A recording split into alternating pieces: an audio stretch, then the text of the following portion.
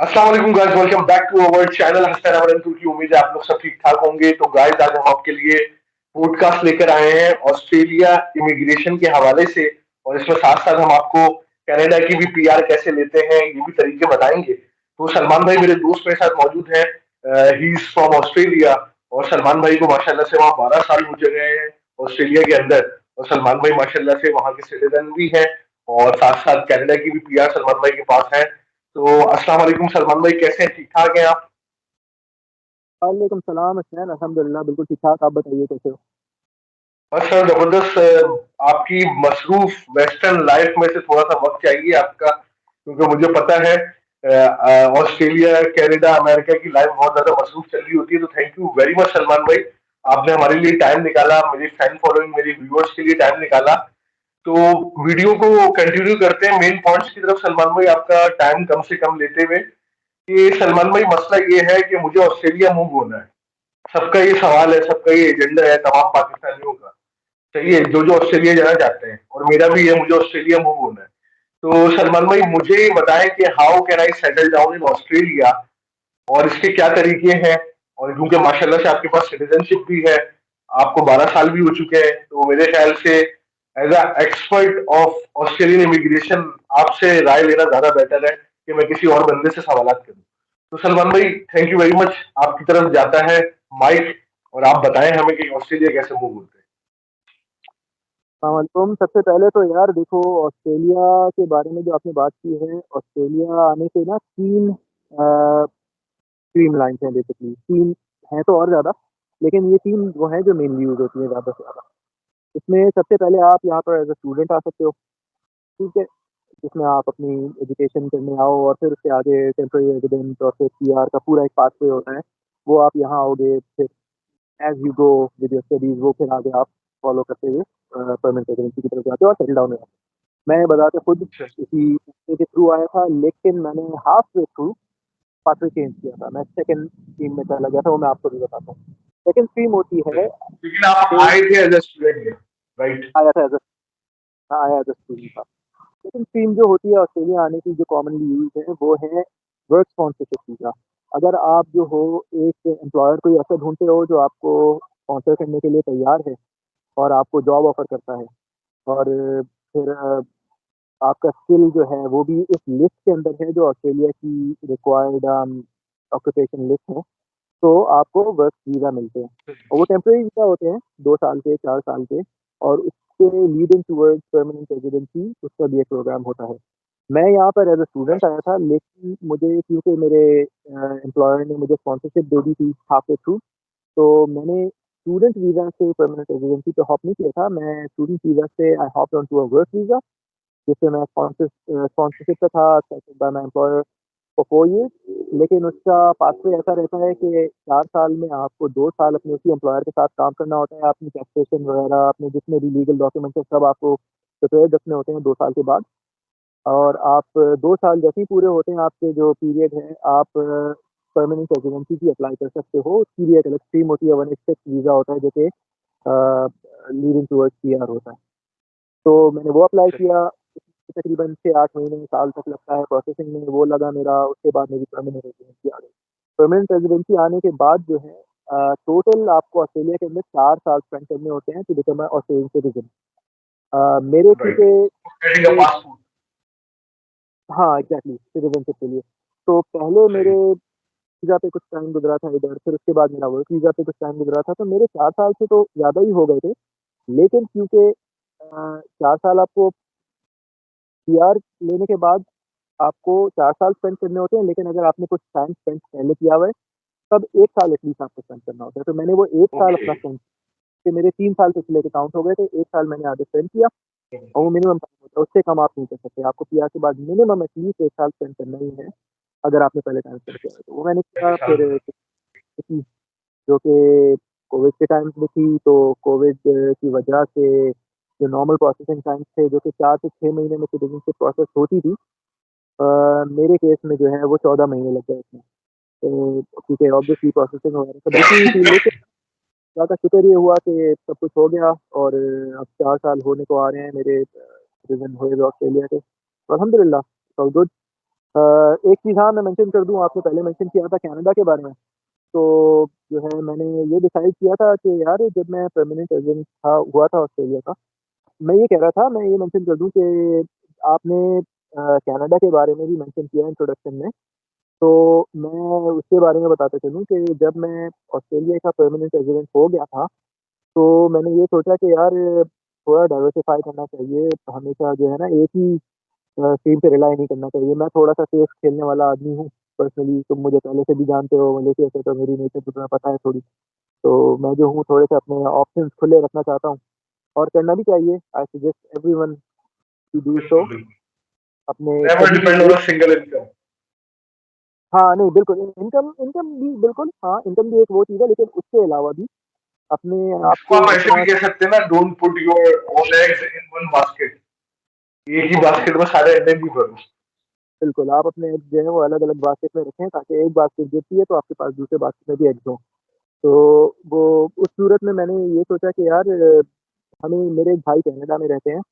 अब तो ख़ैर वो मिडल ईस्ट मूव हो गए हैं, लेकिन उस वक़्त तक वो कनाडा में ही रहते थे। तो हमने ये सोचा कि यार ऑस्ट्रेलिया की पीआर हो गई है मेरी वाइफ़ वग़ैरह, उस वक़्त मेरा एक बेटा हुआ था, तो वो तो पैदाइश से ही ऑस्ट्रेलियन सिटीज़न हो गया था। तो माशाल्लाह। हमने सोचा भाई को विज़िट करना चाहिए। तो मैं विज़िट वीज़ा की डॉक्यूमेंटेशन चेक कर रहा था। जैसे आप किसी भी वीज़ा अप्लाई करने से पहले अपनी सारी जो है रिक्वायर्ड डॉक्यूमेंट्स जो होते हैं वो चेक करते हो, क्या-क्या चीज़ें रिक्वायरमेंट्स हैं। तो वो देख रहा था तो मेरी नज़र पड़ी जो कनाडा का परमानेंट रेज़िडेंस प्रोग्राम है एक्सप्रेस एंट्री, तो जो रिक्वायर्ड डॉक्यूमेंटेशन विज़िट वीज़ा में थी, उससे कुछ बहुत ज़्यादा डिफरेंस नहीं थी जो एक्सप्रेस एंट्री की रिक्वायरमेंट थी। और मैं जैसे-जैसे उस चेकलिस्ट पे जा रहा था आई आई नोटिस कि मेरे पास तकरीबन चीज़ें उसकी जो रिक्वायर्ड थी, वो मेरे पास थी। और पूरी। ऑस्ट्रेलिया की के हिसाब से मेरे पास इंग्लिश लैंग्वेज जो टेस्टिंग होती है वो भी था आइल्स जो कि कनाडा के लिए भी वैलिड था। तो मैंने सोचा यार कि why not I go I give it a go. ये हो सकता है मतलब let's give it a go क्या I mean what's the go आप हम लोग ट्राई करते हैं। हाँ, तो उसमें फिर ये हुआ कि मैंने अप्लाई कर दिया, मुझे विज़िट वीज़ा अप्लाई करना था, मैंने उनकी एक्सप्रेस एंट्री वीज़ा अप्लाई कर दिया। तो एक्सप्रेस एंट्री जो है वो इतना क्विक प्रोसेस था जो कि मेरी भी एक्सपेक्टेशन से ऊपर ही रहा कि 28 डेज़ विदिन 28 डेज़ मुझे जो है इन्विटेशन टू अप्लाई आ गया और हम लोग बिल्कुल ही प्रिपेयर्ड नहीं थे इसके लिए। 28 डेज में आपको कनाडा की पीआर मिल गई। विद इन या नहीं 28 डेज। इन्विटेशन आ गया। तो basically the how the process works is कि आप पहले अपनी डॉक्यूमेंटेशन, अपनी प्रोफाइल बनाते हो पूरी उनके आईआरसीटी समथिंग समथिंग उसका पेज है, आईसीआर अब डोंट कोट दैट वो मैं गलत हो सकता हूँ, लेकिन हाँ, इस तरह का एक पेज है उनकी इमिग्रेशन डिपार्टमेंट का, उसमें नहीं, आप अपनी उनकी जो प्रोफाइल ऑफिशियल वेबसाइट है उसका फॉर्म फिल करके पूरा आप अपना डेटाबेस डालते हो अपनी जी, जी, प्रोफाइल का, राइट? प्रोफाइल जब बन जाती है तो वो प्रोफाइल में आपके कोई ऑफिशियल डॉक्यूमेंट अटैच नहीं होते हैं, उसमें आप सिर्फ वर्बली अपना जो है ना टाइप करके तब अपनी प्रोफाइल बताते हो उन्हें और वो उस प्रोफाइल की बेस पे आपको असेस करते हैं और अगर उनको लगता है कि आपकी प्रोफाइल सूटेबल है किसी भी स्ट्रीम के लिए, तो वो आपको इन्विटेशन टू अप्लाई भेजते हैं। वो इन्विटेशन जब आ जाता है आपके पास, तो from that right, invitation right, आप राइट। डेज़ होते हैं टू सबमिट योर डॉक्यूमेंट्स। अब ये 60 डेज़ मैं बता रहा हूँ, 4 साल पहले की बात है ये। अभी शायद वो आगे पीछे हो गया हो तो don't quote me on that, लेकिन हाँ, उस वक़्त 60 डेज़ होते थे कि आपको अपनी सारी जो डॉक्यूमेंटेशन है, जो ऑफिशियल डॉक्यूमेंटेशन है, अब वो सबमिट करानी है, जो-जो आपने क्लेम किए थे अपने प्रोफाइल में। तो मुझे राइट। 28 डेज़ में इन्विटेशन आ गया जो कि मैं एक्सपेक्ट नहीं कर रहा था। लेकिन आ गया तो अब हमारे पास 60 डेज़ थे। अब हम लोग को काफ़ी जो है वो कंसल्ट किया हमने फैमिलीज़ में आपस में अपने अब्बू-अम्मी से, भाई से, जो कनाडा में मुकीम थे और मैं अपनी फैमिली से, वाइफ से कि भई क्या करना चाहिए? तो हुँ। We decided to go ahead with it. हमने एप्लीकेशन डाली और विदिन द नेक्स्ट 4-5 मंथ्स जो है कनाडा की पीआर आ गई मेरे पास। तो जो ट्रैवल हम लोग विज़िट वीज़ा पे करना चाह रहे थे, वो हमने फिर परमानेंट रेज़िडेंसी पे किया और जो हमने पहली लैंडिंग की, वो हमारी कनाडा में officially as a permanent resident landing भी हो गई और फिर पीआर कार्ड भी आ गया हमारे पास। तो ठीक है। माशाल्लाह से वो अच्छा एक एक्सपीरियंस रहा पूरा जो एप्लीकेशन का था। फिर उसके बाद जो है कनाडा में हम जो है थोड़े-से उनके जो मेजर मेट्रोपॉलिटन सिटीज़ हैं, जैसे कैलगरी है, वैंकूवर है, टोरंटो, इन सब जगहों पर मैं गया to get a good comparison with Australia. मैं ये देख सकूँ कि यार ऑस्ट्रेलिया में हम जो रहते हैं, क्योंकि अब this was a question between Australia and Canada, ठीक है? We had to choose one of them. मेरी सिटीज़नशिप का भी जो टाइम ड्यूरेशन मुझे पूरी करनी थी, वो भी इन प्रोग्रेस थी। ऑस्ट्रेलिया के लिए अब कनाडा में भी 4 साल रहना था, तो we had to weigh up our options कि भाई कोई एक डिसीजन लेके फिर हम एक जगह सेटल डाउन होंगे। तो उस नतीजे पे हम पहुँचे कि थोड़ा बहुत वेदर और थोड़ा बहुत जो है वो अ, सोशल हिसाब से और इवन इकोनॉमिकली हमने डिसाइड किया, मैं कोई वर्डिक्ट नहीं दे रहा कि कनाडा बेटर है, ऑस्ट्रेलिया बेटर है। हमने ये डिसाइड किया जो कि हमें बेटर लगा कि हम ऑस्ट्रेलिया में ही रहें। क्योंकि बिल्कुल बिल्कुल। वगैरह में इन्वेस्टमेंट की और फिर उसके अलावा जो है यहाँ पर एक सोशल नेटवर्क बन चुका है। इमोशनल अटैचमेंट बहुत ज़्यादा थी, मुझे 12 साल इस मुल्क में हो गए हैं, मेरी वाइफ को 8 साल हो गए हैं, मेरे दोनों बच्चे इधर पैदा हुए हैं। तो हमने डिसाइड किया कि we will stay in Australia. तो this is where we are now. नहीं, माशाल्लाह जबरदस्त सलमान भाई। और जिस मुकाम पे माशाल्लाह आप हैं, इस मुकाम के पीछे बहुत जबरदस्त किस्म की स्ट्रगल भी होगी, बहुत मेहनत भी होगी। तो माशाल्लाह से सलमान भाई, बहुत प्राउड फील होता है कि आज जिन लोगों के साथ एज ए स्टूडेंट मलेशिया में हम बैठे हुए मस्तियां कर रहे होते थे, आज माशाल्लाह से सारे लोग जो है ना वो जबरदस्त लेवल पर है। अभी आपने व्लॉग्स देखे होंगे, मेरे पुराने आमिर भी आया हुआ था, तो माशाल्लाह से वो भी अमेरिका की एक बैंक में वाइस प्रेसिडेंट लगा हुआ है, और वो भी जबरदस्त चल रहे हैं, ग्रीन कार्ड उनको मिल गया आमिर भाई को माशाल्लाह से। तो बहुत खुशी होती है सलमान भाई, एक वक्त साथ गुजारा और आज आज माशाल्लाह से सारे लोग जबरदस्त मुकाम पे बैठे हुए हैं। तो सलमान भाई, चलो आप फिर अपने टॉपिक की तरफ वापस। नहीं, आप बोले, आप कुछ बात करना चाह रहे हैं? अल्हम्दुलिल्लाह you yourself are doing very well. आपके माशाल्लाह से सोशल मीडिया पे तो हम आपके फॉलोअर्स भी हैं, हम आपको फॉलो करते रहते हैं, आपकी जो वीडियोज़ आती हैं भाई और मोहब्बत है सर, आपकी आपकी मोहब्बत है सर। ये बहुत अच्छा आपका काम सलमान अच्छा। भाई, ये बहुत बहुत जी, शुक्रिया। आप हम छोटे यूट्यूबर्स का चैनल आप देखते हैं, हमारे वीडियोस को फॉलो करते हैं सलमान भाई, बहुत बहुत थैंक यू वेरी मच। नहीं, बिल्कुल बहुत बहुत अच्छा काम करते हो, बड़ा एन्जॉय करते हैं हम माशाल्लाह से। अच्छा सलमान भाई, टॉपिक की तरफ वापस आते हैं। मेरा सवाल वही है आपसे, अगर मुझे ऑस्ट्रेलिया आके सेट होना है, सही है, तो मैं आप मुझे पर्सनली छोटा भाई होने के नाते क्या मशवरे देंगे? मेरा फैमिली स्ट्रक्चर भी आपको पता है, मेरी एक वाइफ है, मेरी एक बेटी है, मैं भी राइट नाउ टर्की इस्तांबुल में बैठा हुआ हूँ, सही है।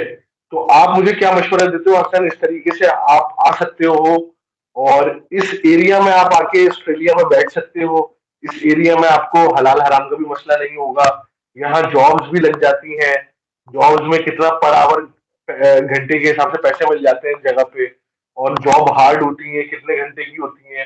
तो आप मुझे थोड़ा सा गाइड करें, how can I come Australia and settle down there, तो जितने भी हमारे व्यूअर्स होंगे, साथ साथ उनको भी आइडिया हो जाएगा कि ये एक रास्ता है जो सलमान भाई हसनैन को भी गाइड कर रहे हैं, और जो व्यूअर्स हमारे देख रहे हैं वो भी ये रास्ता फॉलो करके ऑस्ट्रेलिया आके इमिग्रेंट बन सकते हैं।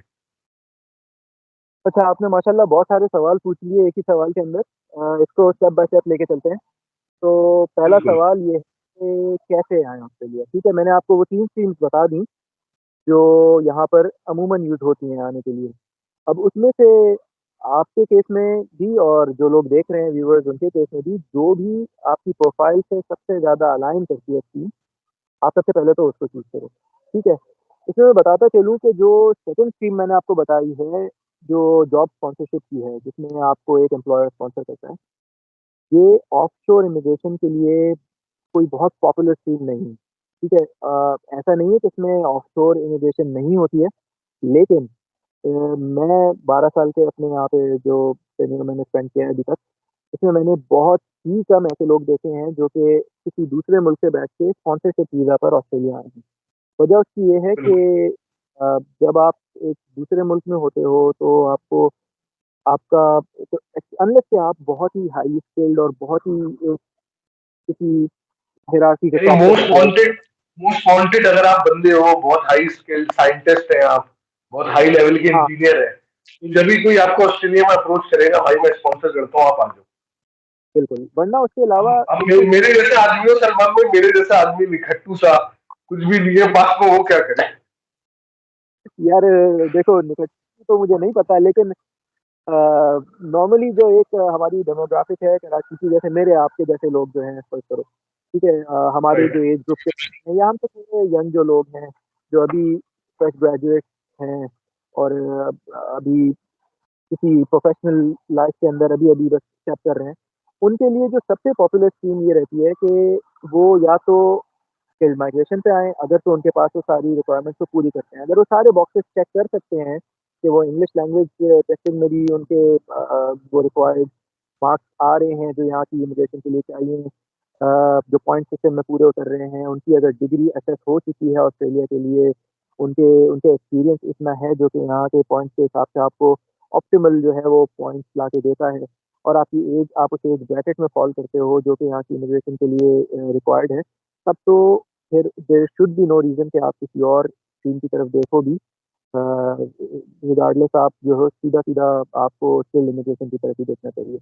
लेकिन अगर कोई भी एक चीज़ इन सब में से मिसिंग होती है, अगर आप वो पूरा नहीं कर पाते हैं फॉर व्हाटएवर रीज़न, आपकी एजुकेशन जो है जिसमें आपकी क्वालिफ़िकेशंस हैं वो स्किल्ड ऑक्यूपेशन लिस्ट में नहीं है ऑस्ट्रेलिया की जो कि रिक्वायर्ड लिस्ट है, तब तो क्वेश्चन ही खत्म हो जाता है स्किल्ड माइग्रेशन का, तब तो आप आ ही नहीं सकते हो ना स्किल्ड माइग्रेशन पे। बिल्कुल। तो उस बिल्कुल। सूरत में फिर 2 स्ट्रीम्स रह जाती हैं कि वर्क स्पॉन्सरशिप में आएँ या फिर आप स्टूडेंट वीज़ा पे आएँ।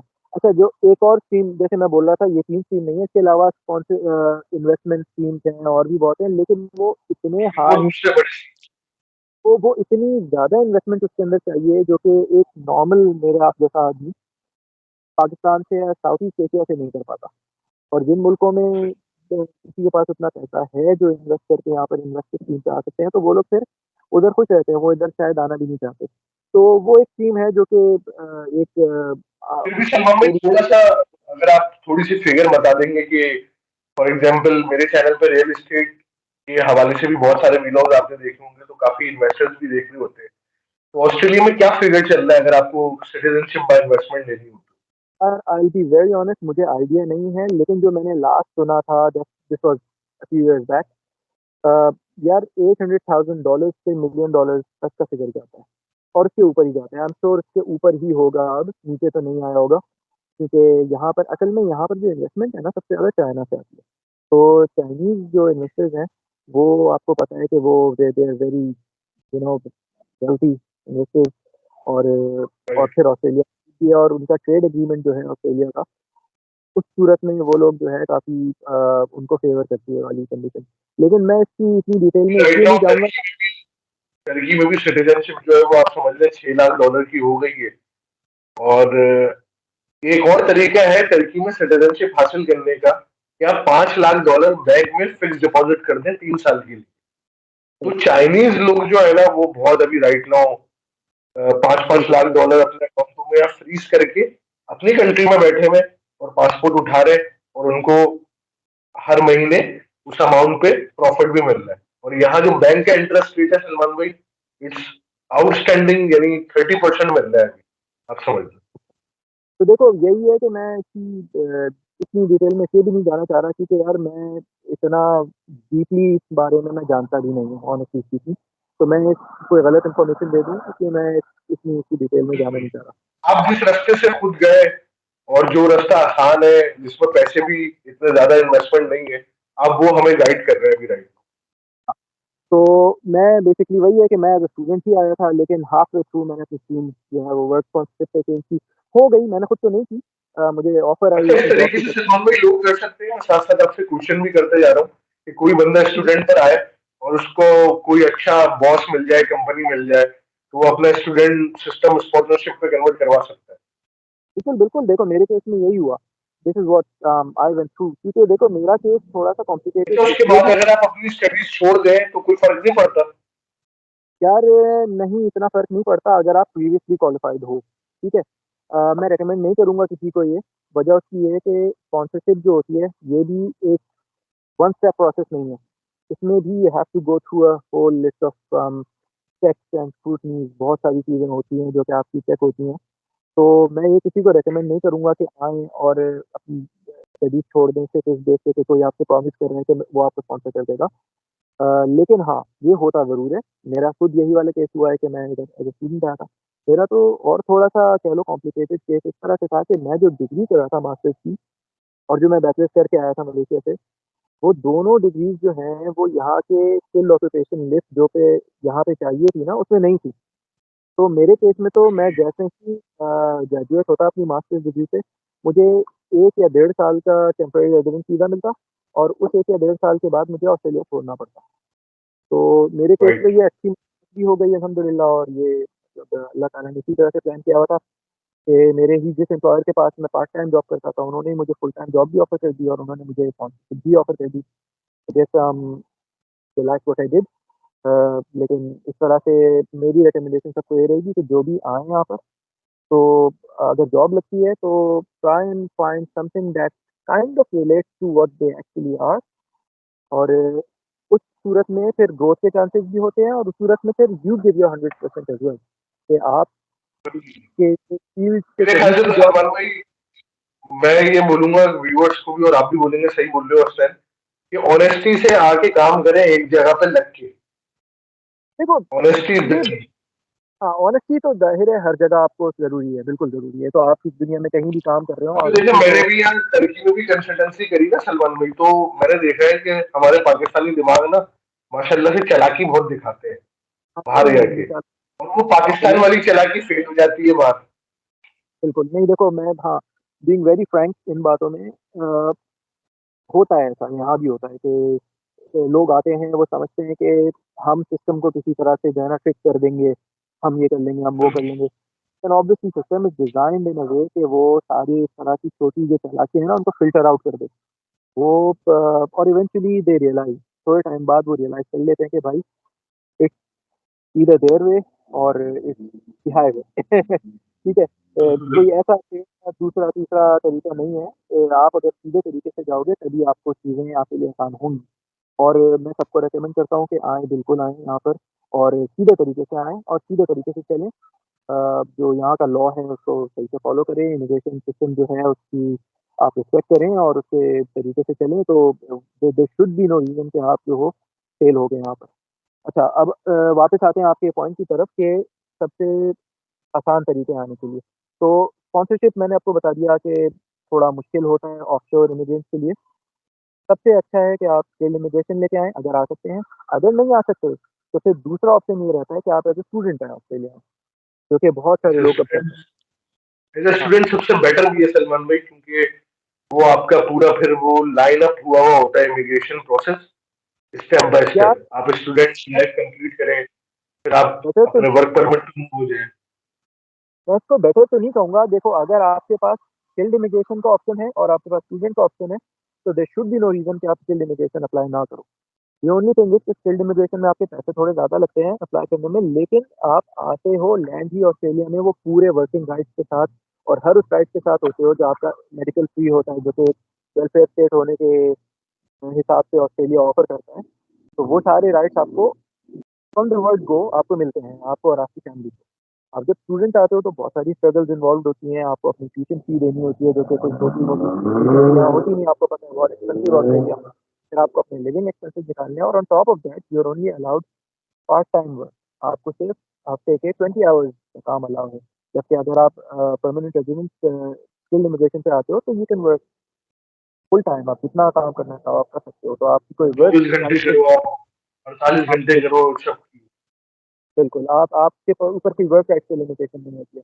तो मैं सबको ये कहूँगा कि भाई अगर स्किल्ड इमिग्रेशन से आ सकते हैं तो बाय ऑल मीन्स, लेकिन अगर नहीं आ सकते हैं तो फिर the next best would be कि अगर आपको कोई एम्प्लॉयर मिलता है और स्पॉन्सर कर देता है, जो कि मिल जाए तो बहुत अच्छी बात है, गुड लक, लेकिन इट्स नॉट दैट ईज़ी जैसा हमें लगता है।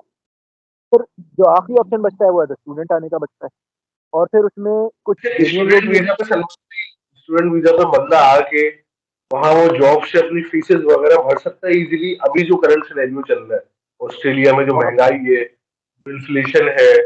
तो मुझे थोड़ा सा आप फिगर वाइज भी बताइएगा, इतने घंटे काम करके एज ए स्टूडेंट इतने कमा लेता है, और वो इतनी अपनी फीस भी निकाल सकता है और अपने मंथली एक्सपेंसेस भी कवर कर सकता है।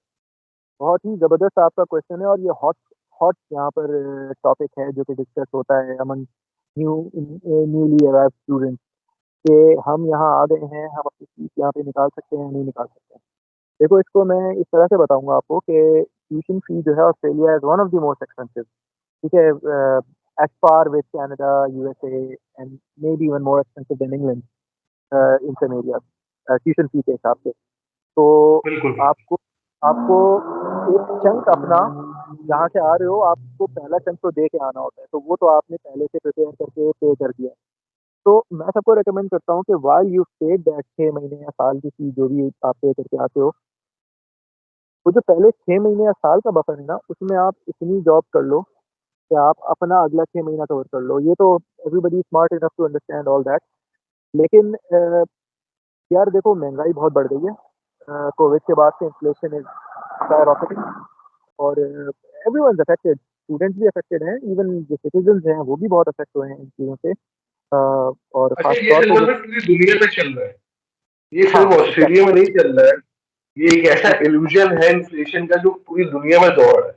अभी टर्की बिल्कुल। में को भी आप कम सस्ता ना समझिए, बहुत महंगा हो गया टर्की। जब हाँ, मैं आया था कोविड में, तो हाँ, उस वक्त मैं आपको सिर्फ प्रॉपर्टी की छोटी सी एग्जांपल देके बताता हूँ।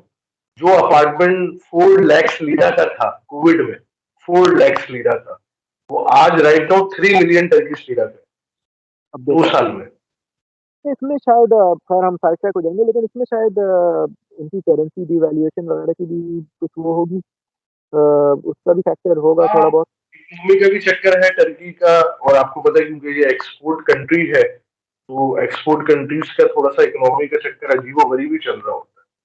क्योंकि जैसे लेकिन मैंने तुमसे महंगाई सलमान भाई टर्की में भी बहुत ज्यादा है, बहुत ज्यादा। हाँ, यहाँ आप मैं आपको छोटा सा टर्की के बारे में भी बताता हूँ, साथ साथ हम ये भी शेयर कर रहे हैं। मैंने 2 साल में यहाँ पाकिस्तानी बहुत स्पीड से आते हुए देखा, और इस साल 2023 के एंड में आप यकीन नहीं करेंगे, ऑलमोस्ट पाकिस्तानी वापस चला गया है जो 2020 में आया था। हाँ, देखो सब छोड़ के वही वापस चले। वही वाली बात आती है। मैं ज़ाहिर है एक जनरलाइज़ नहीं करूँगा, लेकिन इसमें बहुत सारे वो लोग होंगे आई एम श्योर, जो कि किसी शॉर्टकट की तलाश में होंगे, जो थोड़ा-सा टेढ़ा काम करके किसी तरह से सेटल हो जाएँ कुछ में। तो वो जो होते हैं ना, वो लास्ट नहीं कर पाते। सैडली या फिर आप जिस तरह से भी बोलो, लेकिन ऑस्ट्रेलिया में भी यही हिसाब है। तो कमिंग बैक टू एक्सपेंसेस, ठीक है? आप अपनी ट्यूशन फी निकालने के लिए एक स्टूडेंट को काम करना पड़ता है और ठीक-ठाक काम करना पड़ता है। देखो मैं लॉज़ की जो बाउंड्री है उसके अंदर रह के बात करूँ, तो आप सिर्फ़ 20 आवर्स काम कर सकते हो। लेकिन और मैं ये किसी को रिकमेंड नहीं करूँगा इससे ऊपर जाएँ या इससे ज़्यादा काम करें। ठीक है, वो रिस्क होता है। आप अगर खुदा ना ख़ास्ता कहीं रिपोर्ट हो गए या किसी भी तरह से आप इमिग्रेशन के रेडार में आ गए, तो आपको आप ब्रीच कर रहे हो वीज़ा कंडीशन को, तो आपका वीज़ा भी कैंसल हो सकता है। बिल्कुल। फॉर्च्यूनेटली हम स्टूडेंट्स इंक्लूडिंग माय सेल्फ हम लोग जब आए थे, तो 20 घंटे का काम जो होता है that is never enough to pay your fee. पूरी अपनी ट्यूशन फी पे करने के लिए 20 घंटे का काम इज़ नेवर इनफ। तो हमारे टाइम पे ये होता था कि हम कैश जॉब करते थे और हम 60-60 घंटे, 70-70 घंटे भी अपने में काम करते थे, जहाँ पे 20 घंटे काम करते थे। तो वो टाइम ऐसा था कि हाँ, हमने बहुत शदीद रिस्क लिए, लेकिन उस वक़्त भी बहुत सारे लड़के पकड़े भी गए और सारे नहीं भी पकड़े गए। देखो वही बात है, मैं किसी को रिकमेंड नहीं करूँगा, हम भी बेवकूफ़ थे अपने टाइम में ये कर गए, लेकिन करना नहीं चाहिए था।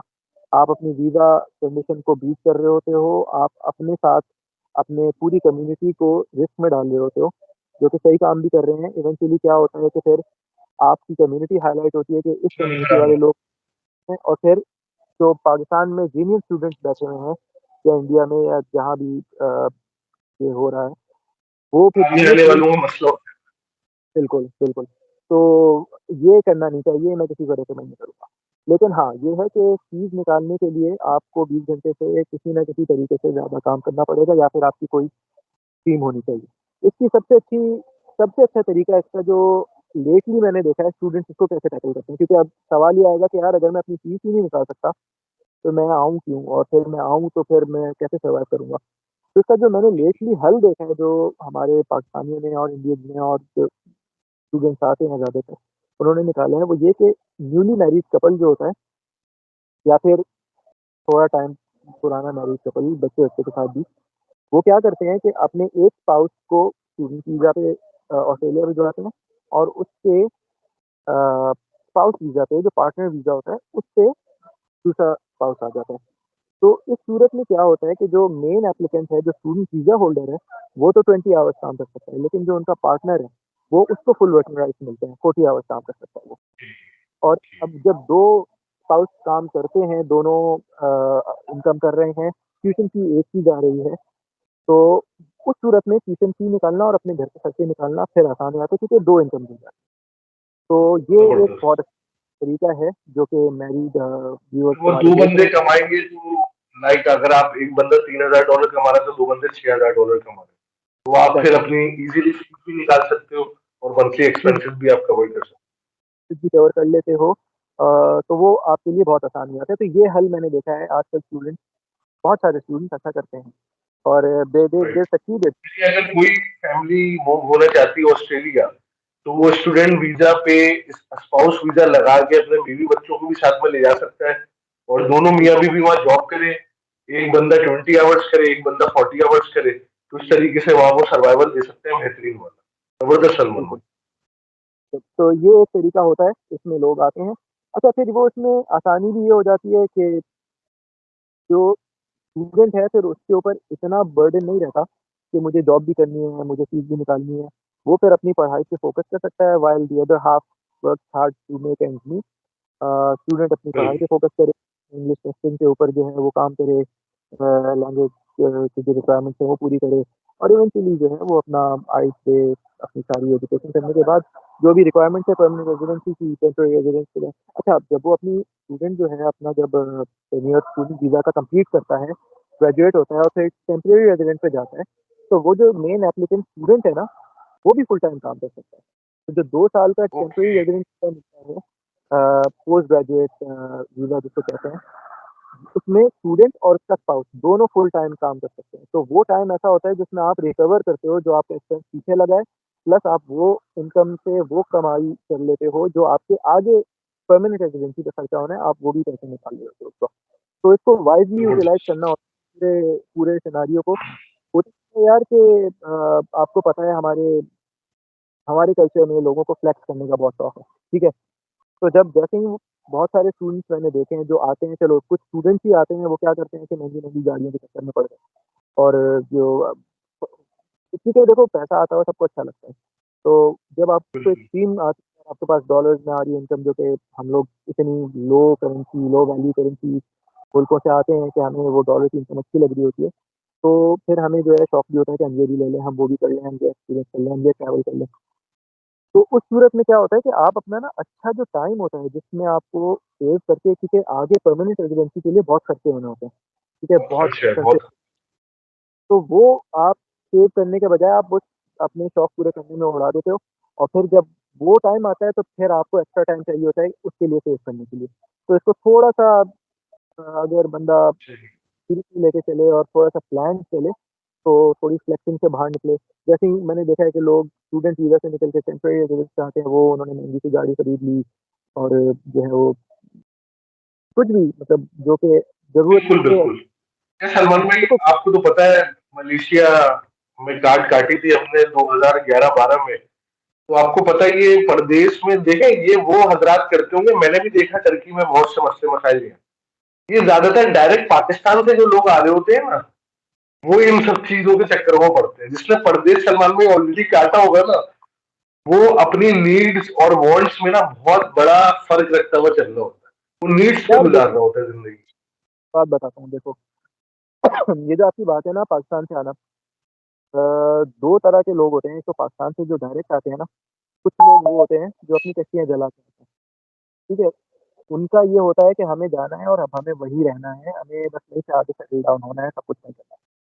तो वो इन चीज़ों में नहीं पड़ते। क्योंकि बिल्कुल। उन वो बहुत ठंड आते हैं, वो बहुत फ़ोकस्ड आते हैं। फोकस होते हैं, गोल होता है, बिल्कुल सही बात है। मैंने जो रुझान देखा है ज़्यादा मैंने उनमें देखा है जो मिडल ईस्ट से आ रहे हैं या फिर किसी ऐसे मुल्क से आ रहे हैं जहाँ पर उन्होंने एक अच्छा लाइफ़स्टाइल गुज़ारा है।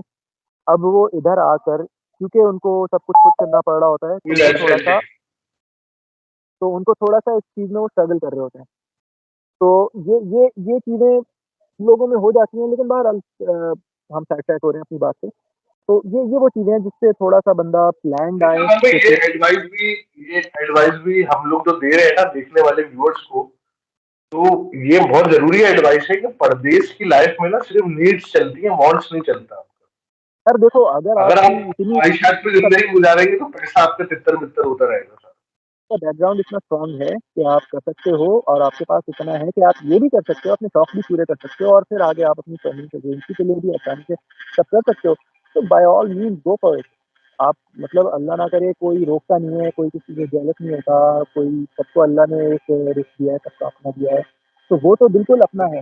लेकिन सिर्फ ये एडवाइस इन लोगों के लिए है जो किसी की देखा देखी अपना जो लिमिटेड उनका एक कह लो रिसोर्स है वो स्पेंड कर देते हैं और फिर आगे जाके स्ट्रगल करते हैं। ये एडवाइस उनके लिए है यार, कंपटीशन आप के लोग। चक्कर में सर, कंपटीशन जो चल रहा है ना आजकल दुनिया में। बिल्कुल, तो वो उन लोग के लिए एडवाइस है कि भाई पहले अपनी प्रायोरिटी सेट करो, फोकस रहो। जैसे में आप वो अचीव कर लो जो चीज़ लेने आए हो, then the world is your oyster। आप कुछ भी करना चाहो आप जाओ, इट्स ऑल योर्स। फिर आप मर्जी से जो करना चाहो, जिस तरह से करना चाहो करो, बिल्कुल मेरे अच्छा, हम सलमान भाई वापस। के कहने का मकसद ये है व्यूअर्स के भाई, अगर आप एक नॉर्मल खानदान के बंदे हैं ना हमारी तरह, तो आप वहां जाएं और नीड्स के मुताबिक, जरूरत के मुताबिक खर्चे करें, क्योंकि आगे पीआर वगैरह में आपके काफी पैसे खर्च होते हैं आगे बहुत, क्योंकि परदेश में सिर्फ ये खर्चा नहीं होता है, बहुत सारे खर्चे होते हैं। तो आप अपना बैकअप प्लान के लिए आप अपनी मनी ज्यादा से ज्यादा सेव करें, और ऐसे रहें जब तक पीआर नहीं मिलती ना, दरवेशाना जिंदगी गुजारे। पीआर मिलने के बाद आप बातें बन सकते हैं। ये तो है भाई। अच्छा, तो आमिर अभी अमेरिका से आया था ना सलमान भाई, तो आमिर भी मुझे यही बात समझा रहा था कि भाई अक्षय, जब तक वहां का ग्रीन कार्ड पीआर नहीं मिलती ना, तो आप ऐसे रहो बिल्कुल जैसे आपकी कोई ख्वाहिश नहीं। जब एक दफा आपको पीआर मिल जाए, ग्रीन कार्ड मिल जाए, देन आप फिर उसके बाद जो चाहे करो, फिर आपको कोई निकाल नहीं सकता वहां से। वो जी सलमान सैल्यूट है। भाई, मैं आपको लिटरली बता रहा हूँ, मैंने यहाँ टर्की की कंसल्टेंसी में बड़े बड़े 50-50 साल की उम्र के लोग, बच्चों वाले, शादी वाले आके, उन्होंने पूरा पैसा बर्बाद कर दिया अपना, एक साल में टीआरसी कार्ड रिन्यू कराने से पहले ही वापस चले गए, पैसा ही खत्म बताओ। हो गया। रोज घूम रहे, रोज शॉपिंग कर रहे, समझ रहे, दे वर लाइक क्रेजी। यानी परदेश, समझ रहे, आपने और मैंने भी स्टूडेंट लाइफ गुजारी है मलेशिया में। हम भी मस्ती मजाक करते थे, खाते थे पीते थे, मगर एक तरीके का। बिल्कुल, बिल्कुल। हालांकि उस वक्त घरों से पैसे आ रहे थे, मलेशिया में आपको पता है जॉब करना अलाउ नहीं था, घरों से एग्जैक्टली। पैसे आ रहे थे, लेकिन हम फिर भी बहुत तरीके से चल रहे होते। तो वही बिल्कुल। बात है सलमान भाई, माइंडसेट जो है ना वो बहुत जरूरी है। परदेश में मैंने देखा है कि परदेशियों का ना, जिनको लॉन्ग टर्म पे रहना होता है, उनका एक पक्का माइंडसेट होता है, यार हम इस तरीके से तो हाँ, ये है यार, interestingly this brings me to the point कि मैं जब मलेशिया से इधर ऑस्ट्रेलिया आया था, शुरू के 6 महीने I went into home sickness, I went into depression कि यार यहाँ पे तो सब कुछ खुद करना पड़ रहा है, इट्स नॉट इजी। हालांकि मैं 3 साल गुजार के आया था, लेकिन वो 3 साल जो थे वो स्कूल बहुत। टाइप 3 साल। अच्छा, वो मैं घर से। आपको बताऊं, अल्लाह का बड़ा करम है, बहुत अल्लाह ताला के साथ है। टर्की इस्तांबुल की life it's ditto like Malaysia कोलंबुल में। चलो दैट्स ग्रेट यार। बिल्कुल वही सिनेरियो है, अल्लाह ताला ने वैसे ही रखा हुआ है। अल्हम्दुलिल्लाह, जब से आए हैं, कोई मैंने टर्की में अब तक कोई जॉब नहीं करी सलमान भाई, अल्लाह का बड़ा शुक्र है। अपना सोशल मीडिया के ही थ्रू और अपने बिजनेसेस के थ्रू ही पैसे अर्न करे, और वो वाली लाइफ मैंने देखी भी है जो मैं अभी डर रहा हूँ आगे ऑस्ट्रेलिया आने के लिए। क्या अगर मैं ऑस्ट्रेलिया गया तो सही वाला नजारा लगेगा सलमान भाई। देखो यार, मैं सबको ये कहता हूँ, मुझे भी किसी वाइज बंदे ने एक बार ये कही थी कि मेहनत से कभी घबराना नहीं चाहिए। मेहनत जो है ना वो जो है वो आपको टेक्स यू प्लेसेस। आप और शुरू में होता था हमें यार, जब हम कैश जॉब्स कर रहे होते थे, तो 60 घंटे 70 घंटे कभी 80 घंटे वीक के काम करने पड़ते थे। रोस्टर में हमारा नाम आ गया 80 घंटे के लिए, तो हम तो रोस्टर देख के ही घबरा जाते थे कि यार मैं 80 घंटे कैसे करूंगा इन सबसे। तो हमारे मैनेजर्स जो होते थे उनमें से एक बंदा हमें ये कहता था कि यार कभी ऐसा नहीं हुआ कि कोई बंदा जॉब कर करके मर गया। तो मर नहीं जाओगे आप, 80 घंटे काम करना है, करो, आपको पैसे मिलेंगे उससे। तो और इवेंचुअली वी रियलाइज, हाँ यार, जब पैसा आपको आ रहा होता है, आपको अच्छा लग रहा होता है, तो फिर आपको फिर मेहनत में ही मेहनत मजा आता करने में भी मजा है ना सलमान भाई, मेहनत करने का मजा आ रहा होता है जब आपकी जेब में पैसे आ रहे हो। है। हाँ। अच्छा चलो, अब एक काम करते हैं, थोड़ा सा जो है हम वापस एक्सपेंस पे आ जाते हैं थोड़ा सा। तुमने बहुत सारे सवाल किए थे, उसमें से हम थोड़ा चेक हो गए थे ना। तो एक्सपेंस का ये था यार, देखो ऑस्ट्रेलिया जैसे अभी बात हुई हमारी कि काफ़ी अभी सलमान भाई लोकल। एक्सपेंस के हवाले से ही मैं कंटिन्यू कर रहा हूँ। मेरे यहाँ एक दो जानने वाले हैं, मैंने उनसे ऐसे डिस्कशन करा, मैं ऑस्ट्रेलिया मूव होना चाह रहा हूँ। उन्होंने मुझे इतना डराया ऑस्ट्रेलिया की लाइफ से, और ऐसी ऐसी बातें बताई कि मैंने बोला यार मैं सलमान भाई से पूछूंगा, ऐसा है भी नहीं है, क्योंकि सलमान भाई वहाँ 12 साल से रह रहे हैं। उन्होंने बोला इतना महंगा ऑस्ट्रेलिया, इतना महंगा सिडनी है कि तुम अफोर्ड ही नहीं कर सकते, लोग रुल रहे हो। इसका नहीं नहीं बातनी पहलू बताया आप क्या है? नहीं नहीं यार, ये तो देखो बिल्कुल ऐसा कुछ वो नहीं है। लोग यहाँ पे जिंदगी चल रही है, 4 मिलियन लोग रहते हैं सिडनी के अंदर, तो वो किसी ना किसी तरीके से तो रह रहे हैं यार।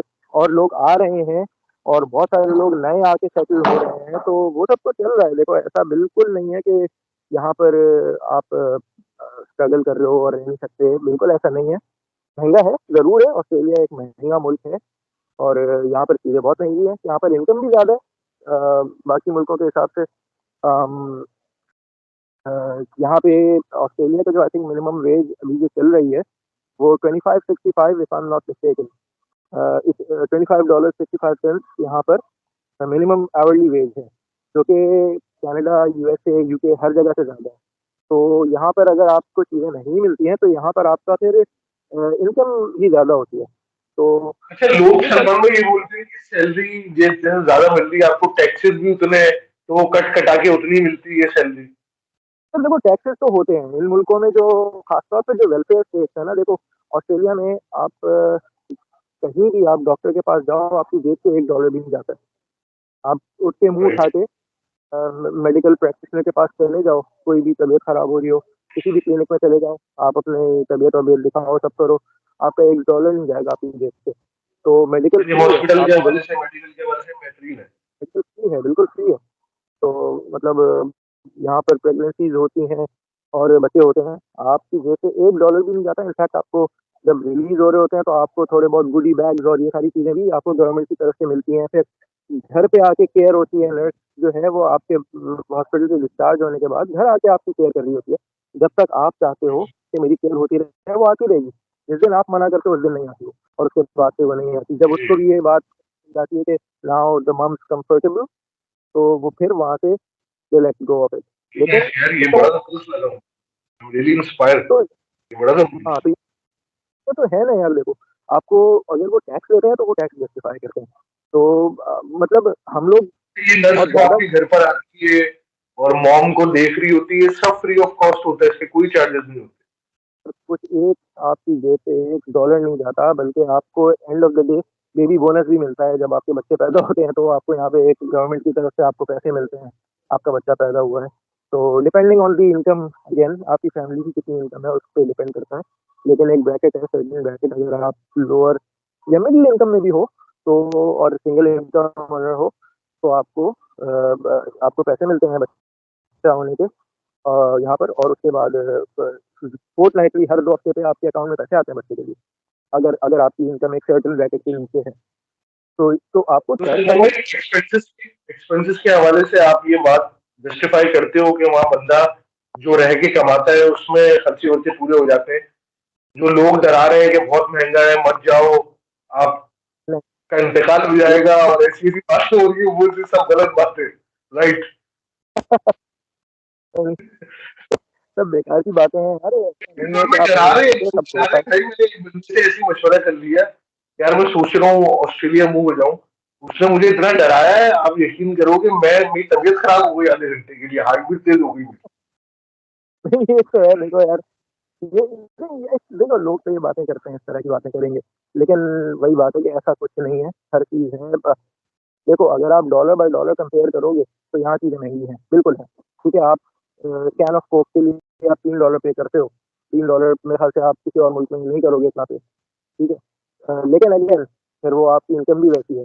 और उसके अलावा आपको गवर्नमेंट जो है, अगर आप टैक्स देते हो, तो गवर्नमेंट आपको बहुत सारी चीज़ों में रिफंड करती है। आप कभी भी टैक्स देने से ना, आपको ये नहीं लगता कि यार मेरा पैसा ज़ाया जा रहा है। आप हमेशा वो टैक्स किसी न किसी सूरत में आपको दिख रहा होता है, बी इट मेडिकल बेनिफिट्स आपको जो मिलते हैं, बी इट सोशल बेनिफिट्स जो आपको मिलते हैं, टैक्स बेनिफिट्स जो मिलते हैं, या फिर आपको इवन आपको सड़कें अच्छी मिलती हैं यार, आपको प्रॉपर रोड पे चलने में मज़ा आ रहा होता है, आपकी गाड़ी आपको सेफ्टी और सिक्योरिटी मिल रही है, तो ये सारी चीज़ें जो है ना, ये दिखाती हैं कि आपके टैक्स का पैसा सही जगह लग रहा है। बेनिफिट के लिए, बेनिफिट के लिए। तो अच्छा ये सलमान सब भाई, एक स्टूडेंट 20 घंटे में टोटल कितने डॉलर कमा लेता है महीने में? और स्पाउस जो उसके साथ आता है, उसकी बीवी या उसका हस्बैंड, वो 40 घंटे में कितने हजार डॉलर कमा लेता है पर मंथ? ये थोड़ा फिगर में जस्टिफाई करिएगा। $1000 तो मतलब आप कितने $1000 का तो मैं एग्ज़ैक्ट आपको इसलिए नहीं बता सकता क्योंकि हर एक की वर्किंग कंडीशंस डिफरेंट होती हैं, ठीक है? आपके depending on what kind of job you are फिर भी इनटू मिनिमम आप एक आप फिगर बता दें यार, कितना कर लेता मिनिमम है बंदा? डॉलर भी लेके चलें, तो आप 20 घंटे के हिसाब से लगा लो कितने होते हैं, $500 तो आप वीक के जो वो है बन मेन एप्लीकेंट बना सकता है $25 के हिसाब से, और $1000 जो है यानी उसका महीना बना सकता 4 हफ्तों के हिसाब से आपका हो गया 2000 डॉलर स्टूडेंट कमा सकता है 20 घंटे में। है स्टूडेंट, और उसका जो पार्टनर है वो 4000 कमा सकता है, तो मंथली इनकम आपकी $6000 हो गई। ये प्री टैक्स है, मिनिमम ठीक है? मिनिमम भी मैं आपको हाँ, ये प्री टैक्स इनकम है, तो इसके ऊपर टैक्स कटेगा, वो थोड़ा बहुत इसमें टैक्स। सही कितना टैक्स कर दिया था सलमान भाई, एक अंदाजा बताएं, क्योंकि लोग तो हमको बहुत डरा रहे हैं ना कि टैक्स अगर अलग अलग 4000 कमा रहे हो तो लोग हमें ये बता रहे हैं कि 2000 डॉलर टैक्स कट जाएगा तुम्हारा, ऐसा है?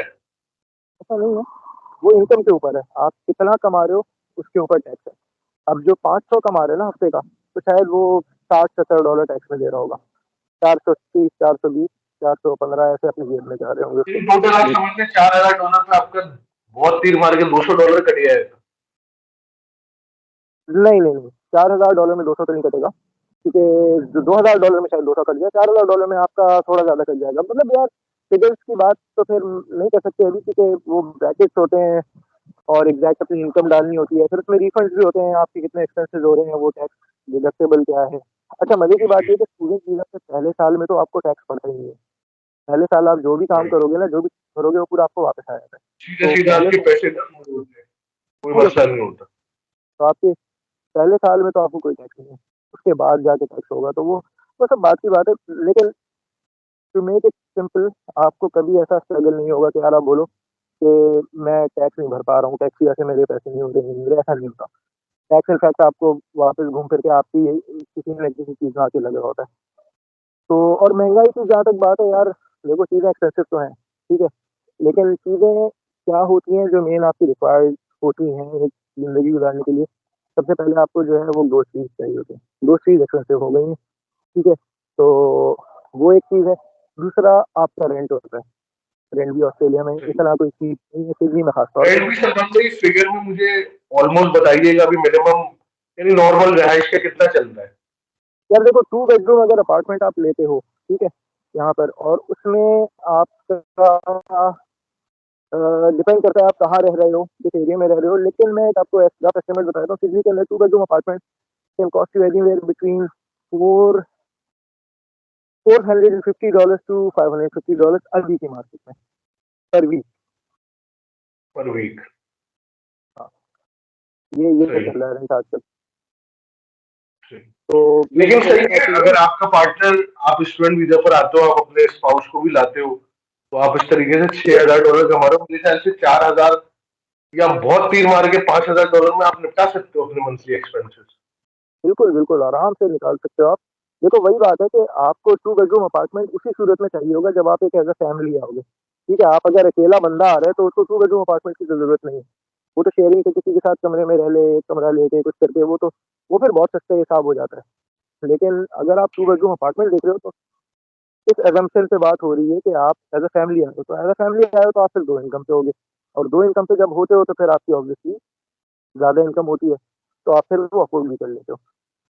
तो वैसे सलमान भाई, ये एक आप क्या चीज़ है। मशवरा देते हो, ये स्पाउस को साथ में जाना चाहिए या अकेले बंदा पहले स्टूडेंट है?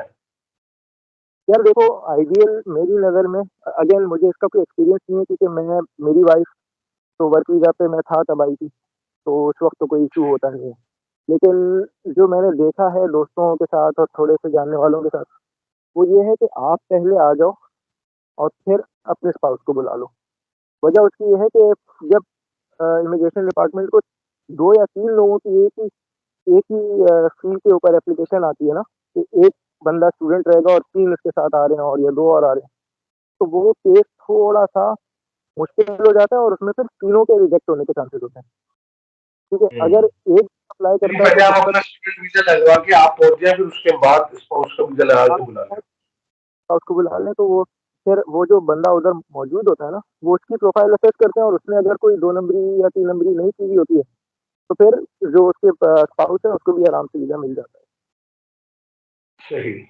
अच्छा सलमान भाई, जबरदस्त आपने इंफॉर्मेशन दी है, बेहतरीन, मजा आ गया, मेरे समझ में आ गया, तो मैं समझता हूँ कि व्यूवर्स को भी समझ में आ गया होगा। अच्छा सलमान भाई, तीसरा तरीका विजिट वीजे पर अगर मैं आता हूँ ऑस्ट्रेलिया, तो विजिट वीजे पे आके क्या सीन है सेट होने का? ये चौथा तरीका है वैसे तो ये लेकिन सही। लेकिन यार देखो, विजिट वीज़ा पे आके सेटल डाउन होने का तरीका कोई नहीं है। वजह उसकी ये है कि अक्सर औकात अभी तो देखो आजकल विजिट वीज़ा पाकिस्तानियों के लिए तो खास तौर पे बहुत मुश्किल किया है, बहुत ज़्यादा मुश्किल किया है। इसकी रीज़न ये है कि पाकिस्तान की जो इकोनॉमिक कंडीशंस है, उस सूरत में काफ़ी लोगों के वीज़ा रिजेक्ट हो रहे हैं, ठीक है। लेकिन दूसरा ये कि अगर वो दे भी देते हैं ना, तो उसपे कंडीशंस लगाते हैं, बड़ी-बड़ी उसमें लिखते हैं कि नो वर्क इन्वॉल्व, आप इस वीज़ा पे काम नहीं कर सकते। और वो अक्सर औकात नो फर्दर स्टे की भी एक कंडीशन लगा देते हैं कि जिस आपको जैसे 3 महीने का वीज़ा या 6 महीने का या साल का वीज़ा मिला, आप 1 साल के बाद ना आपको निकलना ही निकलना है, आप उसको दूसरे वीज़े या तीसरे वीज़े में कन्वर्ट नहीं कर सकते। आपको मुल्क से निकलना ही निकलना है। फिर आप बाहर जाके जो भी वीज़ा लगवाना हो, वो अप्लाई करो, लेकिन अभी आपको इस ड्यूरेशन के बाद निकलना है। तो ये बस वीज़ा विजिट वीज़ा जो है, वो विजिटर्स के लिए इन्होंने डिज़ाइन किया है और इन्होंने उसको इतना पक्के तरीके से डिज़ाइन किया है कि देयर इज, लोग आपके हिसाब से देयर इज नो वे कि आप विजिट वीजा पर आए और सेटल डाउन हो जाए? यार देखो, रास्ते तो होते हैं, हर चीज़ के ही होते हैं, लेकिन वही वाली बात है कि अगर आप विजिट वीज़ा पे आए और आपको कोई ऐसा स्पॉन्सर मिल गया जो आपको स्पॉन्सर कर दे, तो फिर आपका ये होगा कि आप अपने वीज़े से वापस जाओ और फिर अपने मुल्क में जाके वो स्पॉन्सर आपको वीज़ा भेजे और आप उस पे आओ। ये बहुत ही एक सीनिक रूट है, बहुत ही लंबा एक प्रोसेस है जो कि फेयरी टेल कंडीशंस में तो हो जाता होगा, लेकिन हर बार नहीं होता, ये हर किसी के साथ नहीं हो सकता। तो मैं किसी को ये उम्मीद नहीं दूँगा कि हाँ, ये तरीका है और इस पे आप आके ये कर सकते हो। बहुत ही शादिर और नादिर ऐसा होता होगा, मैंने तो नहीं सुना ऐसा कभी, लेकिन अगर हुआ भी होगा, ठीक है, बहरहाल एक ऑप्शन है इस चीज़ का, लेकिन ये होता नहीं है, बहुत मुश्किल से होता है। तो सलमान भाई, आपके हिसाब से स्टूडेंट वाला जो वे है वो काफी सेफ है, और उसमें आप अपने स्पाउस वगैरह को बुला के अर्निंग भी कर सकते हो और इस तरीके से सेटल डाउन हो सकते हो? बिल्कुल, बिल्कुल, आप अपने स्पाउस जैसा को कि आपने बुलाओ। बताया, आपके काफी दोस्त वगैरह भी है जो इस तरीके से वहाँ सिस्टम को चला रहे हैं। अच्छा बिल्कुल, सलमान भाई, बिल्कुल, हाँ। अपने अलावा और भी पाकिस्तानियों को पीआर लेते हुए देखा है वहाँ? पीआर का प्रोसेस आसान है, अगर आप तरीके से तमीज से चल रहे हैं, हर चीज को, लॉस हाँ, को फॉलो कर रहे हैं, तो हाँ, गारंटी मिल बस जाती है 4-5 साल स्पेंड करने के बाद। यार नहीं, बिल्कुल रास्ते निकल जाते हैं, आपके तरीके बन जाते हैं, आप अगर सीधे तरीके से चल रहे हो, आप काम अच्छा कर रहे हो, तो सब हो जाता है, कोई इश्यू नहीं बनता। सही। तो फिर बोलते हो कि हसन भाई आ जाए ऑस्ट्रेलिया? एंड भाई बिल्कुल आ जाएँ और बाकी आपके जो सवाल आपने मुझे 4-5 एक साथ ये थे, उसमें आखिरी जो शायद आपका सवाल था कि एरिया कौन-सा होना चाहिए, हलाल, हराम। हाँ। तो मैंने कहा ये टॉपिक मैं टच करूँगा, बहुत है, खास तौर पे पाकिस्तानी और मुस्लिम कम्युनिटी के लिए, ठीक है? आई नो आपके व्यूअर्स जो हैं वो हर बैकग्राउंड से होंगे और नॉट नेसेसरीली सारे पाकिस्तानी हों या सारे मुस्लिम हों, लेकिन ये जो बात मैं आगे करने जा रहा हूँ, ये टारगेटेड उनके लिए है जो बेसिकली खास तौर पे पाकिस्तान से आ रहे हैं और जो मुस्लिम हैं, ठीक है? और सिडनी में खास तौर पे बहुत सारे एरियाज़ हैं जहाँ पर आपको हलाल इस तरह से मिलेगा जैसे आपको पाकिस्तान में मिलता है, ठीक है? वो ये वाला हिसाब है, बहुत सारे ऐसे एरियाज़ हैं। अच्छा, हलाल की जहाँ तक बात है ना, गोश्त की हलाल की, मैं आपको इसका रीज़न बता दूँ। इसका लोग ये बात तो कर देते हैं कि ऑस्ट्रेलिया में सब हलाल है, लेकिन वो कोई ये नहीं बताते कि क्यों हलाल है। ऑस्ट्रेलिया में रेड मीट और चिकन खास तौर पे इसलिए हलाल है क्योंकि ऑस्ट्रेलिया में 2 रीज़न है बेसिकली। एक तो ये कि ऑस्ट्रेलिया के अंदर जो मीट और पोल्ट्री का जो डिपार्टमेंट है ना, उसमें ज़्यादातर लेबनीज़ कम्युनिटी इन्वॉल्वड है। तो मुस्लिम लेबनीज़ हम्म। कम्युनिटी उन्होंने ज़्यादातर अच्छा, मीट पूरे और ऑस्ट्रेलिया में पोल्ट्री सलमान भाई कॉमन है, हलाल गोश्त मिलना कॉमन है? बहुत कॉमन है। एक तो रीज़न ये है, एक रीज़न ये है। दूसरा रीज़न जो है ना, वो ये है कि यार ऑस्ट्रेलिया जो है ना रेड मीट का बहुत बड़ा एक्सपोर्टर है पूरी दुनिया में, ठीक है? गाय का और ये आपके लैम्ब और दुम्बे और ये बकरे, इन चीज़ों का ना बहुत बड़ा बीफ का बहुत बड़ा एक्सपोर्टर है ऑस्ट्रेलिया और इनके सबसे ऑस्ट्रेलियन बड़े गाय भी तो बड़ी मशहूर है, आपको पता है ऑस्ट्रेलियन गाय? बिल्कुल, बिल्कुल ऑस्ट्रेलियन बेल। तो तो इनके जो सबसे जो बड़ी मार्केट है ना वो मिडिल ईस्ट है। तो मिडिल ईस्ट जो है that's why they are serving हलाल। एग्ज़ैक्टली। तो इस सूरत में आपका सिडनी में भी मैंने सुना है सलमान भाई कि मुस्लिम की बहुत एक लार्ज कम्युनिटी रहती है सिडनी में, और बहुत बाकायदा तौर पे रमजान फेस्टिवल्स होते हैं वहाँ, बहुत बहुत बड़े लेवल पे सिस्टम चल रहा होता है। बिल्कुल, बिल्कुल। ये चीज़ें तो बिल्कुल होती हैं। बहुत अच्छे मस्जिदें बहुत ज़बरदस्त हैं, बहुत अच्छी मस्जिदें हैं सिडनी में ख़ास तौर पे। और बहुत बड़ी मुस्लिम कम्युनिटी रहती है, तो आपको हलाल हो गया, इस्लामिक चीज़ हो गए, मस्जिदें हो गए, इससे अब इतना ज्यादा प्रॉब्लम नहीं आती है। नहीं आती, बिल्कुल नहीं आती। ये मैं बहुत इंस्पायर हुआ कि मैकडोनल्ड, केएफसी, मिस्टर ये बर्गर किंग वगैरह सब हलाल है सब ऑस्ट्रेलिया में। सब में हर जगह हलाल नहीं है, आप जाओ, आपको लिस्ट मिल मिल जाता जाएगी, है। आपको पता चल जाएगा कौन से एरियाज़ में कौन-कौन से हलाल हैं और फिर वो हम लोग उसे उधर ही जाते हैं। ईज़िली एक्सेसिबल होता है ये सब। सही सही। अच्छा सलमान भाई, आप जिस एरिया में रहते हो वहाँ मुस्लिम कम्युनिटी है और वहाँ हलाल वगैरह सब मिल जाता है, हाँ, कोई प्रॉब्लम नहीं है रिलीजियस पॉइंट ऑफ व्यू से रहने के लिए? यार देखो मैं जिस एरिया में रहता हूँ वो है सिडनी से थोड़े से सबर्ब्स के अंदर आता है, 25-30 किलोमीटर्स है, लेकिन that's a very normal distance here in Australia. और ये घर के दोनों साइड यानी आप वेस्ट जाओ या ईस्ट जाओ, 1 किलोमीटर की दूरी पे एक वेस्ट पे मस्जिद है, एक ईस्ट में मस्जिद है और बड़ी मस्जिदें हैं। और विसिनिटी में काफ़ी सारे इस्लामिक स्कूल्स भी हैं और अच्छी मुस्लिम कम्युनिटी है और बड़ी एक मिक्स्ड सा डेमोग्राफिक है जो रहता है। ऐसा नहीं है कि सिर्फ मुस्लिम्स रहते हैं, लेकिन एक अच्छा चंक मुस्लिम्स का भी रहता है और सब बड़ी हार्मनी के साथ रहते हैं, बड़े खुश, सब मिल-जुल के रहते हैं, तो बहुत एक अच्छा एनवायरनमेंट रहता है। रमज़ान के अंदर जो है आपको जो अंग्रेज़ सुपरमार्केट्स हैं इनकी जो यहाँ की लोकल सुपर स्टोर्स हैं, उसमें आपको रमज़ान मुबारक लिखा हुआ मिलेगा। दिवाली आएगी तो उसमें दिवाली मुबारक लिखा हुआ मिलेगा, वही जो भी दिवाली जिस तरह से विश होती है।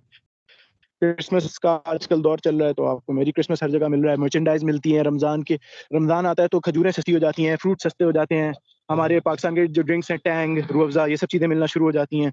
तो it's a very acceptable community जिसमें क्या यहाँ पर हम पाकिस्तानी मसाले और ये ग्रोसरी मिल जाती है ऑस्ट्रेलिया में इजीली? या सब मिल जाता है। पता है आपको, मैं आपको बताऊँ एरियाज़ ऐसे हैं जहाँ पर पाकिस्तानी दुकानें आपको वो चीज़ें मिलेंगी। यानी मैं लोगों को इस तरह मिसाल देता हूँ कि आप कराची में रह रहे हो आज, ठीक है? और आप चाह रहे हो कि मैं एग्ज़ैक्टली वैसे ही उठ के ऑस्ट्रेलिया में रहूँ ना, कि मेरा साबुन भी लाइफ़ बॉय हो, मेरा शैम्पू भी सनसिल्क हो, मेरा टूथपेस्ट भी मेडिकेम हो, ठीक है? मेरे हर चीज़ वही हो, तो वो आपको एग्ज़ैक्ट वो लाइफ़स्टाइल आप यहाँ रह सकते हो। नाश्ते में जो सही। है वो ब चिकन स्पैर लगाता हूँ यंग्स का, ठीक है? मैं स्लैंटी खाता है मेरा बच्चा, तो आप एग्ज़ैक्टली वैसा लाइफ़स्टाइल आप यहाँ आके रह सकते हो। और not just from Pakistan, India से भी यही होता है, मिडल ईस्ट का भी अगर आप कोई मिडल ईस्ट से आ रहे हैं, तो वो भी एग्ज़ैक्टली वही लाइफ़स्टाइल जो मिडल ईस्ट में रह रहा है। क्योंकि इतना मल्टीकल्चरल है, तो इतनी एक्सेप्टेंस है कि उन सब मुल्कों के लोगों ने आके अपने यहाँ पर दुकानें खोली हुई हैं, अपने प्रोडक्ट्स लेके आते हैं। तो आप वेटर्स बिल्कुल बैठे हैं वो सप्लाई कर रहे हैं सारे प्रोडक्ट। बिल्कुल, आप मलेशिया के हिसाब से रहना चाहो, सुबह आप रोटी चनाई खाना चाह रहे हो, आप एक मलेशियन रेस्टोरेंट चले जाओ, आप जाके रोटी चनाई खाओ वहाँ पर बैठ के। हम अक्सर जाते हैं, मुझे तो बहुत मज़ा आता है, मैं अक्सर जाता हूँ मलेशियन रेस्टोरेंट्स यहाँ पे। दूरी से है अपना फेवरेट खाना। बिल्कुल, तंदूरी चिकन, चीज़ यार नान, टोम याम सूप बहुत याद आता है सलमान भाई, टोम याम सूप। टोम यम तो यार नासिक खा गोरी का नाम बिल्कुल, टोम टोम याम यम सूप। एग्ज़ैक्टली ये सारी चीज़ें आपको आराम से मिल रही होती हैं। उसी तरह से तुर्किश इतनी बड़ी कम्युनिटी है कि आपको पीडे से लेके, गोज़लेम से लेके आपको उनके तुर्किश जो कबाब्स हैं, लामाचून है और ये सारी चीज़ें जो होती हैं, ये सब चीज़ें आपको बहुत आराम से मिलती हैं खाने-पीने के मामले में और सब हलाल मिलता है। तो सेटल डाउन होने के पर्सपेक्टिव से देखा जाए तो it's a very accepting community. आपको हर चीज़ मिलेगी, आपको किसी सूरत ऐसा नहीं लगेगा कि मुझे अपनी पर्सनैलिटी या अपने कल्चर से निकल के इनके कल्चर में ढलना पड़ रहा है। आप जिस कल्चर से आए हो, आप उसी कल्चर में रह सकते हो और बहुत आराम से एक्सेप्ट भी हो सकते हो। सही सही। सलमान भाई जबरदस्त, आपने माशाल्लाह से काफी ज्यादा जो है ना वो एक ऑस्ट्रेलियन इमिग्रेशन के हवाले से आपने एक लार्ज स्केल पर ना मेरे कॉन्सेप्ट स्पेशली क्लियर करें, और आई होप हमारे जो व्यूअर्स देख रहे हैं उनको भी सलमान भाई ने जो है वो पूरा एक जी।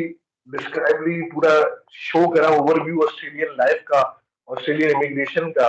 और आप अपने वहाँ बीवी बच्चों के साथ रहते हैं तो किस तरीके का माहौल मिलेगा, क्या मंथली एक्सपेंसेस है। Thank you very much Salman भाई। सर और बाकी एक सलमान भाई इंशाल्लाह ताला मैं पर्सनली कर रहा हूँ ऑस्ट्रेलिया के लिए, और हाँ मैं आपको जल्द से जल्द अपडेट करता हूँ। आपका आशीर्वाद चाहिए होगा सलमान। बिल्कुल बिल्कुल। अच्छा, खत्म करने से पहले मैं आपको एक ये दिखाता चलूं कि यार इस वक्त रात के 1:45 बज रहे हैं, ठीक है। और मैं वॉक पे निकला हुआ था, तो आप देख सकते हो कि सेफ्टी सिक्योरिटी का क्या ये आलम है कि मैं रात के 2 बजे आराम से निकल जाता हूँ। और खैर तुम तो इस्तांबुल में मैं रहते ये हो। बताएं जरा, क्योंकि इस्तांबुल में ये चीज हमारी बड़ी जबरदस्त है, there is no crime, zero crime है। तो ऑस्ट्रेलिया में क्या है, जबरदस्त है, कोई मसला नहीं है रात में।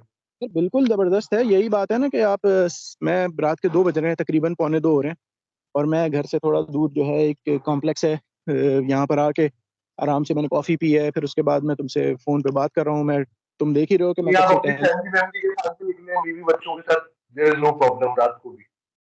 बिल्कुल बिल्कुल, मतलब आप देख देख रहे हो यहाँ पर लोग नज़र आ रहे होंगे आपको। बच्चे तो मुझे सच अभी इस वक्त नज़र नहीं आ रहे क्योंकि बच्चे सो जाते हैं इस वक्त। लेकिन आप बिल्कुल फैमिली के रात को साथ, भी लग रहा है। आप निकलो फैमिली के साथ, कोई आपको तंग नहीं कर रहा। आप आराम से बातें करो, आपको जो करना है वॉक करो। इस वक्त हल्की हल्की बारिश भी हो रही है, और बड़ा अच्छा एंजॉय कर रहा हूँ मैं वॉक में। रात को कोशिश करता हूँ कि थोड़ी कर लूँ। तो जाहिर है यार, अब जिस उम्र के हिस्से में हम साफ जाते जा सुथरा ही रहे लग रहा है माशाल्लाह। हैं। हाँ हाँ, सफाई सफाई का सुथरा। लेवल। ये देखो, ये सर्विस स्टेशन है बेसिकली यहाँ पे। अच्छा चलो, तुम्हें मैं यहाँ की फ्यूल प्राइसेस भी दिखा दूँ। जब हमने एक्सपेंसेस की बात की है, तो ये देखो, $2 लीटर है। E10 सबसे सस्ता जो ग्रेड है, वो $2 लीटर है। उसके बाद $2.02 लीटर अनलेडेड, तो $2 का 1 लीटर आपको फ्यूल मिल जाता है। ये फ्यूल स्टेशन वगैरह है यहाँ पर। यहाँ पर मैकडोनल्ड्स है, जिसको मैकज का कहा जाता है ऑस्ट्रेलिया में। वहाँ पे जिम है, 24 आवर्स एनी टाइम फिटनेस। इस तरह से पूरा ये कॉम्प्लेक्स है। और फिर यहाँ पीछे मेन रोड है, जो कि अभी नज़र नहीं आ रही होगी तुम्हें। लेकिन आई मीन एक अच्छा काफ़ी एक डेमोग्राफिक है जो कि यहाँ पे रहता है। तो आपको एक्सेप्टेंस है अल्हम्दुलिल्लाह, कोई इशू नहीं होता। रात के वक्त आप किस वक्त भी निकल जाओ, आपके लिए सेफ है सब कुछ। फैमिली के साथ रहना, कोई कोई इशू नहीं है। जबरदस्त है सलमान भाई, जबरदस्त है।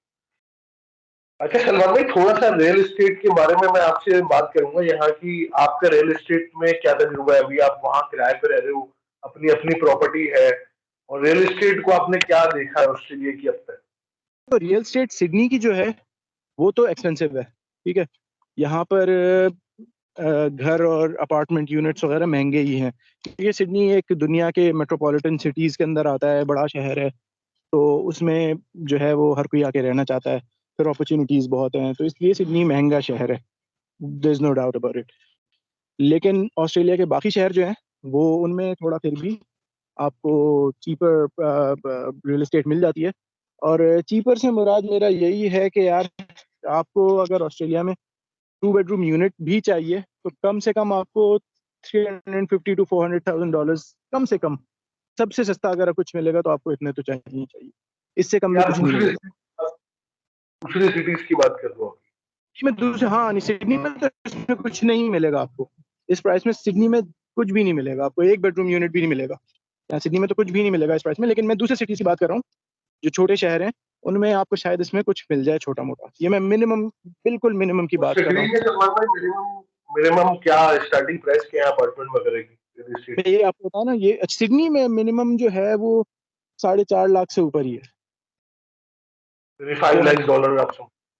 हाँ तकरीबन $500,000, हाफ अ मिल लगा लो, $500,000 से। ये मैं एक अपार्टमेंट की बात कर रहा हूँ, फिर उसके ऊपर की चीजें और होती हैं तो वो होती हैं।